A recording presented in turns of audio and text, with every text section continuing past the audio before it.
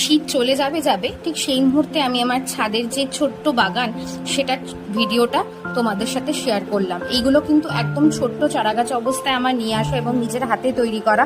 তবে এই যে সাদা জবাটা দেখছো, এটা আগের বছরের গাছ, এই বছর বেশ লম্বা হয়ে ভালো ফুল দিচ্ছে দেখছি। আর এই যে পরপর 3টে জবা গাছ দেখলে লাল টবে, এগুলো কিন্তু একদম চারা অবস্থায় আমার আনার। এটা একদম হাতে থালুর, মানে দেখেই বুঝতে পারছো তোমরা যে কতটা বড় হয়।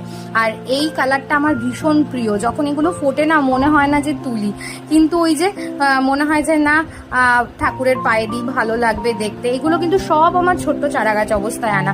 আর বোগেনভিলে যখন আমি এনেছিলাম না, তখন 2টো কালার নিয়েছিলাম, সাদা আর রানী, আর একসাথে পুঁতেছিলাম যাতে ওরা বড় হলে একসাথে বাড়ে আর দেখতে খুব সুন্দর লাগে। কিন্তু এই লঙ্কা গাছটা যদিও আমার করা নয়, এটা মার করা। আর আমি আমার মাসি শাশুড়ির বাড়ি থেকে, কলকাতা বেহালা থেকে এইটা নিয়ে এসেছিলাম। এটা এখন খুব সুন্দর হয়ে